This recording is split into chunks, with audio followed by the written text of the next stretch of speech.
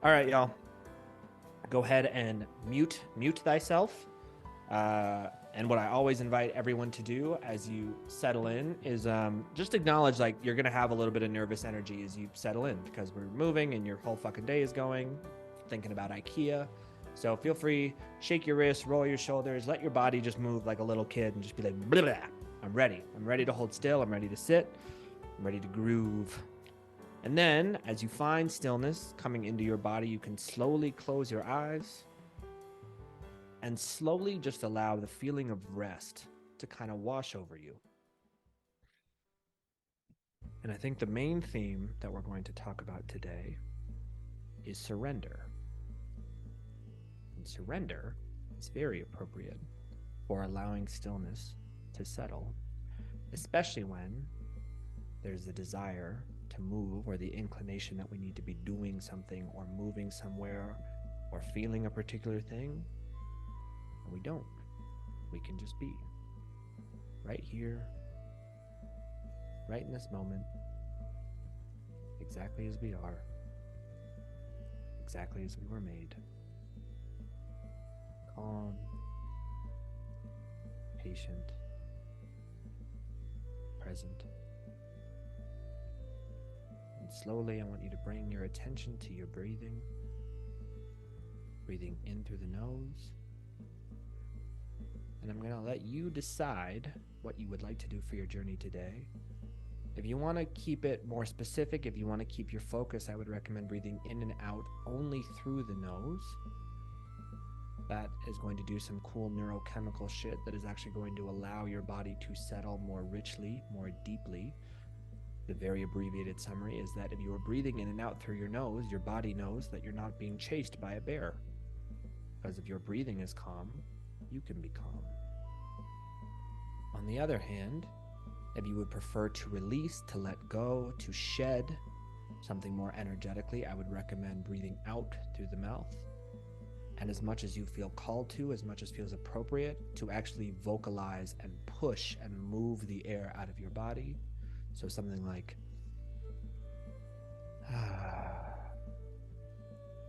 somewhere along the line, it was told to us that you can only sigh once. So it's not true. You can sigh over and over and over again, and you can continue to release and to let go and to pull from a deeper and deeper place each time that you do. There is no right or wrong. There is no better or worse. There is wherever you are at today. And this is the first time you are invited to actually choose what would feel good. Not what you think makes the most sense, not what you think other people might do, not different than what you did last time. But if you are in your stillness and you're connected to your breathing, which one of those really feels good? That's all you have to solve for. What would feel really, really good in this moment?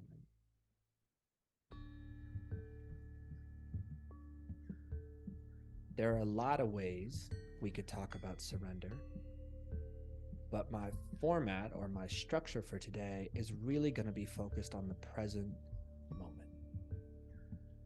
And the reason I'm going to focus on the present moment, there are two. One is the constant pull to either look behind us or look ahead of us. And we are fighting those forces and those pulls and those pushes all the time. And part of it is internal, part of it is external, but there's always this opportunity or this invitation to step away from how you are feeling and where you are in this present moment, to look behind you or to look in front of you. But looking behind you and looking ahead of you is also where we can generate a lot of suffering. And it's because when we choose not to be present in this moment, we are acknowledging that there is something in this present moment we feel like we need or that we don't have. But the truth is, we have what we need. Right here, right now, in this moment. In the case of looking back, it can go in one of two directions. And some people don't realize it can also be problematic or disadvantageous, SAT word, to hold on to really positive memories. Because the longer we attempt to soak, to extract the value from those things, the less able we are to actually get in touch with what success would feel like now. Because it may be different. It may continue to evolve, and it may require you to be a different person than the one you were when you experienced that previous success. And so if you hold on to that previous success, you may be holding on to attributes or elements or behaviors or habits that don't serve you. And then, of course, there's the more obvious. If you are holding on to something painful, something dark, something that makes you sad or angry or charged, there are many reasons we can justify, we can explain why we would want to do that. And often it's related to what we hope to get out of that, the learning, the value, the knowledge, the lesson. If you've ever told yourself, I already made that mistake and I do not wish to repeat it, I don't want to do that again. But really what we're doing is we are training ourselves to bring our pain into this present moment.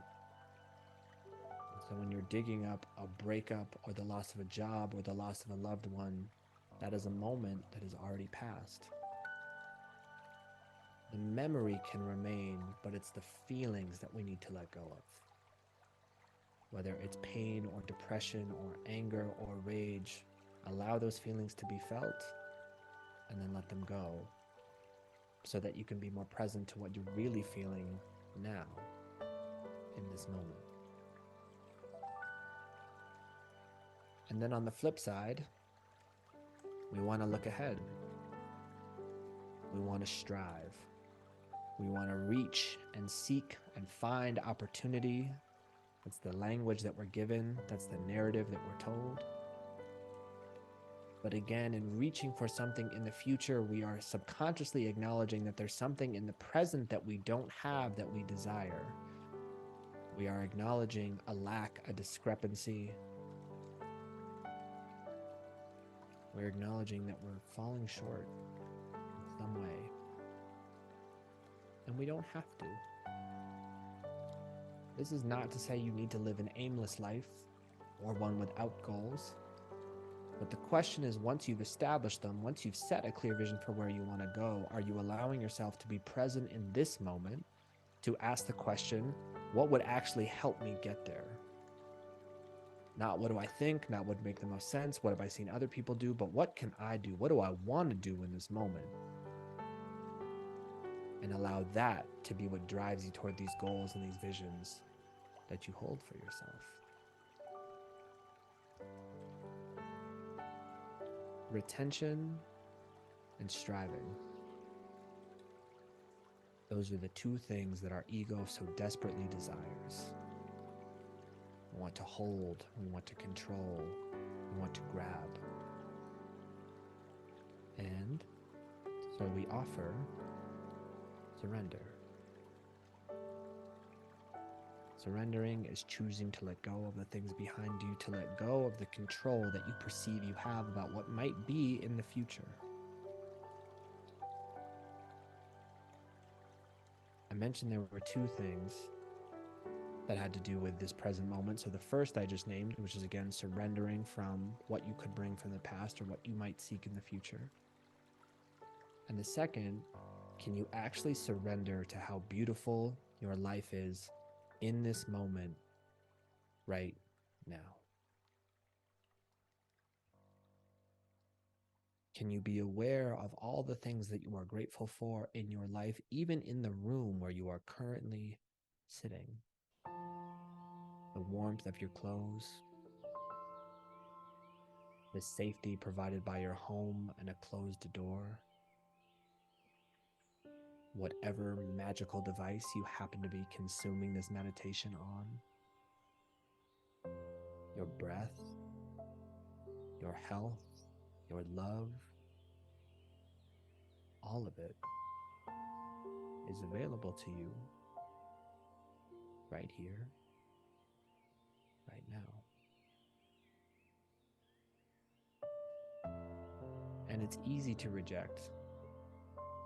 It's easy to focus on what you have to do or who you have to be in any particular moment.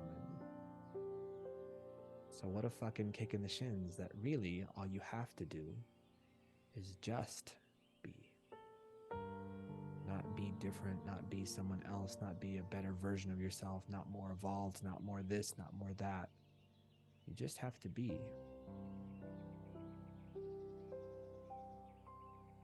And love yourself exactly as you are in that moment. So my 2 questions for you as we stay in this present moment, as you connect to your breath in and out through your nose or in through your nose and out through your mouth, is what are you grateful for?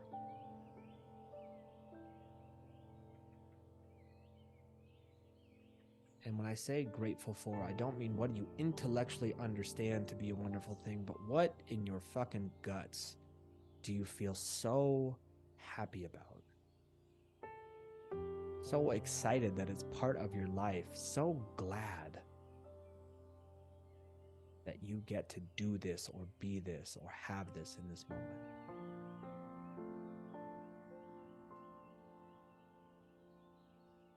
That gratitude is not only for the thing itself, it is for the larger spirit, presence, universe, energy, whatever you want to call it, that provides us with these things that we are grateful for. It's not just being grateful for the breakfast in front of you, it's being grateful that this breakfast is one tiny iota of the wealth that is available to you, of the wealth that you get to have for the rest of your life. It is your birthright. It belongs to you. Can you surrender to that? And my second question is, do you love yourself in this moment? Okay if you don't. Okay if you do. Rather than seek to change the answer that comes up for you, I invite you to surrender to that as well. And you surrender to how you really feel about yourself and not judge it, not fight to change it, but just be present to it. Just acknowledge it and see it.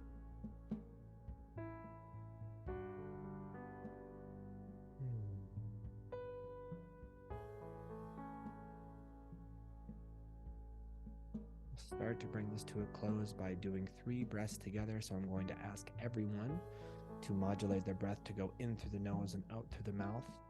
And again, I really encourage you to lean into the vocalization to the expression on your exhale. When you make noise, when you vibrate your vocal cords, it creates movement, it creates disruption within your whole body, and you can start to ungunk some of the shit that is stuck in there.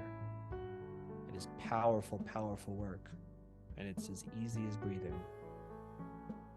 So together, let's breathe in, breathe in, breathe in lightness, breathe in surrender, breathe in calm, and then let it go.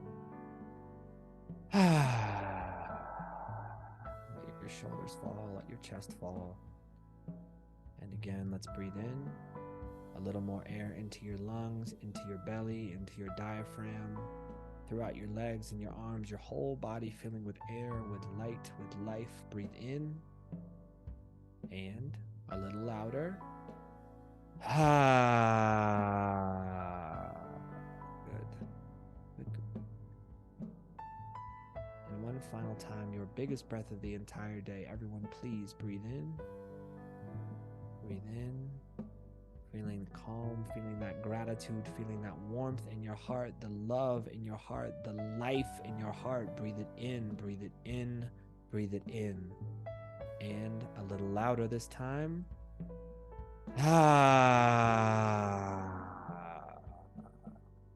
Pushing every drop of air out of your body, squeeze it out, and then slowly, slowly come back to the breath.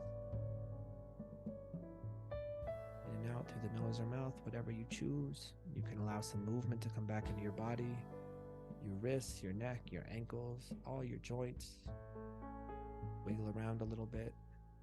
And when you're ready, when you feel called to do so, you can blink your eyes open and come on back to the space.